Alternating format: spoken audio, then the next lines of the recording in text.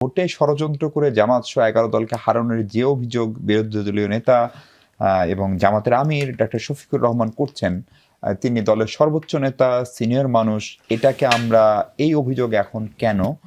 এক, দুই হচ্ছে তিনি এটিও বলেছেন যে সেই সময়ে রিভল্ট করলে একটা ভয়ঙ্কর পরিস্থিতির দিকে যেত, গণতন্ত্র সংকুচিত হতো, দেশের পরিস্থিতি খারাপ হতো, সে কারণে তারা করেননি। যদি এত নিশ্চিতই হন আপনারা, অর্থাৎ বিরোধী দলীয় জোট, যে নির্বাচনে প্রতারণা হয়েছে, তাহলে সেই নির্বাচন মানলেন কেন, শপথ নিলেন কেন? 5 মাসের মাথায় এই অভিযোগকে কেবলই রাজনৈতিক রেটরিক, নাকি এটার অন্য কোনো বাস্তবতাও আছে? ধন্যবাদ আপনাকে, আমার বিজ্ঞ সমালোচক এবং যারা টিভির পর্দায় দেখছেন তাদেরকে শুভেচ্ছা জানাচ্ছি।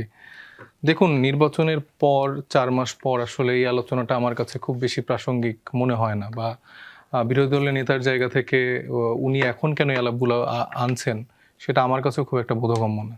নির্বাচনে অবশ্যই কারচুপি হয়েছে, ইঞ্জিনিয়ারিং হয়েছে। আমি নিজেও ইলেকশন করেছি সিরাজগঞ্জ 6 আসন থেকে, সেখানে আমি নিজেই অভিজ্ঞতাটা পেয়েছি। কিন্তু সে সময় তো তাহলে আরও বেশি গুরুত্বপূর্ণ ভূমিকা রাখা উচিত ছিল আমাদের জায়গা থেকে। বাংলাদেশ জামাত ইসলামী, এনসিপি থেকে শুরু করে আমাদের 11 দলীয় জোটের থেকে সে সময় আমরা যে শক্ত অবস্থানটা নিতে পারিনি, সেটা এখন এসে কেন আমি আলোচনাটা আনছি, এটা আসলে বাংলাদেশের জন্য কতটুকু লাভজনক বা কতটুকু আসলে রাজনৈতিক প্রেক্ষাপট যে বাংলাদেশের মানুষের জন্য গুরুত্বপূর্ণ, সেটা আমার কাছে বোধগম্য না। আমি দেখতে পাচ্ছি তার এক পাশে মীর শাহ আলম, এক পাশে উত্তরের প্রশাসক মিলে 3 এলাকার উন্নয়ন কর্মকাণ্ড তদারকি করছে বা কি করা যায় সেটা করছে। বা আমি বিরোধী দলের জায়গা থেকে, আমি নিজেও বিরোধী দলের পার্ট, কিন্তু আমি আমাদের পারফরমেন্স নিয়ে আসলে হ্যাপি না। জাতীয় সংসদে আসলে জুলাই সনদ নিয়ে যেরকম আলোচনা আসা উচিত ছিল, গণভোটের রায় বাস্তবায়নের জন্য যেই ভূমিকাটা আমাদের জায়গা থেকে আসা উচিত ছিল, আমি সেটা পাইনি। আপনাদের কি শুধু আলাদাভাবে আপনার দলের কথা বলছেন? না, আমি বাংলাদেশ জামাত ইসলামের কথা বলছি, এনসিপির কথা বলছি, সবার কথাই বলছি, বিরোধী দলে যারা যারা ফাংশন করছে।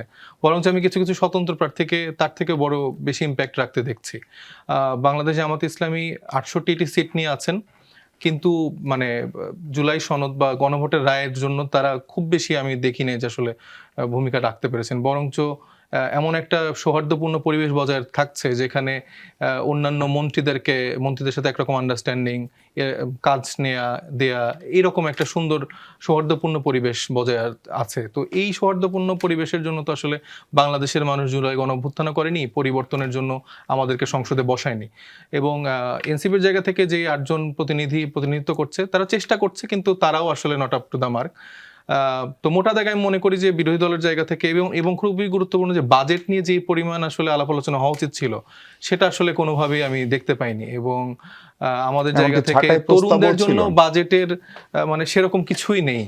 তো এবং সে আগের কারের মতোই বেশ বড় বাজেট, এবং সেখানে আসলে যারা উপরের শ্রেণীর লোকজন থাকে তাদের জন্যই মূলত বাজেটটাকে ডিজাইন করা, এবং এখানে আমাদের মধ্যবিত্ত, নিম্নবিত্ত এই মানুষগুলোর কথা চিন্তা করে সে বাজেটটা প্রস্তুত হয়নি। এবং আমাদের জায়গা থেকে যে বিরোধিতা বা অপোজিশনে থেকে যে আরো বেটার কোনো কিছু অফার করা বা সেখানে আলাপ আলোচনা করা, আমাদের দল থেকে একটা সুন্দর ছায়া বাজেট আমরা দিয়েছি, জামাত থেকেও দিয়েছে, কিন্তু আমি যেটা বলছি যে সংসদে যে পারফরমেন্সটা আমাদের আসা উচিত, বা যে আলোচনাগুলো হচ্ছিল সেটা নিয়ে রাজপথে যতটুকু ভূমিকা রাখা উচিত সেটা আমরা করতে পারছি না। আপনাদের এই জোটটি টিকে আছে, যেটি 11 দলীয় জোট, আপনারা একসঙ্গে নির্বাচন করেছেন, ফলে এটি কেবল নির্বাচনী জোট নিশ্চিতভাবে না, এটা একটা কৌশলগত জোটও বটে।